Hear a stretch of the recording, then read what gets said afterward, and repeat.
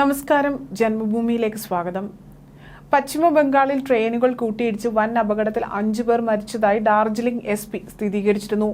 അതിൽ 25 പേർക്ക് പരിക്കേറ്റിട്ടുണ്ടെന്നും ഇവരെ ആശുപത്രിയിലേക്ക് മാറ്റിയിരുന്നു.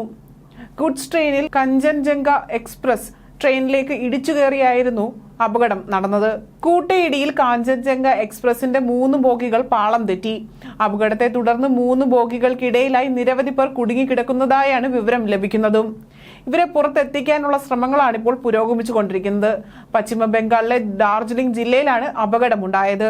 ഇപ്പോൾ ഈ ട്രെയിൻ അപകടത്തിൽ അനുശോചിച്ച് പ്രധാനമന്ത്രി നരേന്ദ്രമോദി ഉദ്യോഗസ്ഥരുമായി സംസാരിച്ച് സ്ഥിതിഗതികൾ വിലയിരുത്തിയെന്ന് അദ്ദേഹം വ്യക്തമാക്കി. മരണപ്പെട്ടവരുടെ കുടുംബാംഗങ്ങൾക്ക് അനുശോചനം, അവരുടെ ദുഃഖത്തിൽ പങ്കുചേരുന്നു. പരിക്കേറ്റവർ എത്രയും വേഗം സുഖം പ്രാപിക്കട്ടെ എന്ന് പ്രാർത്ഥിക്കുന്നു. ഉദ്യോഗസ്ഥരുമായി സംസാരിച്ച് സ്ഥിതിഗതികൾ വിലയിരുത്തി. രക്ഷാപ്രവർത്തനം പുരോഗമിക്കുകയാണ്.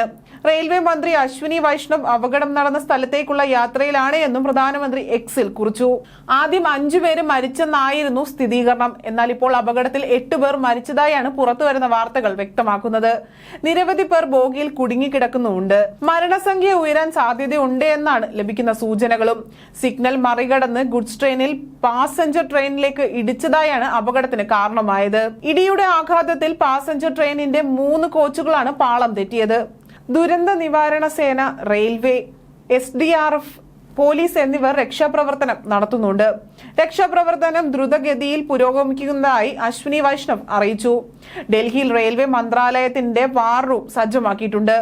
സീൽദായിലേക്ക് പോകുകയായിരുന്ന കാഞ്ചൻജംഗ എക്സ്പ്രസ് ട്രെയിനിന്റെ പിന്നിലേക്ക് ഗുഡ്സ് ട്രെയിൻ ഇടിച്ചു കയറുകയായിരുന്നു.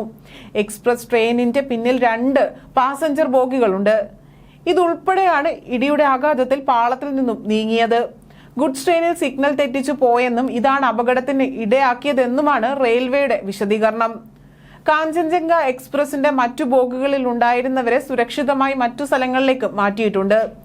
സംഭവത്തെ തുടർന്ന് യുദ്ധകാല അടിസ്ഥാനത്തിൽ രക്ഷാപ്രവർത്തനം പുരോഗമിക്കുകയാണ് എന്നും കേന്ദ്ര റെയിൽവേ മന്ത്രിയായ അശ്വിനി വൈഷ്ണവ് അറിയിച്ചിട്ടുണ്ട്.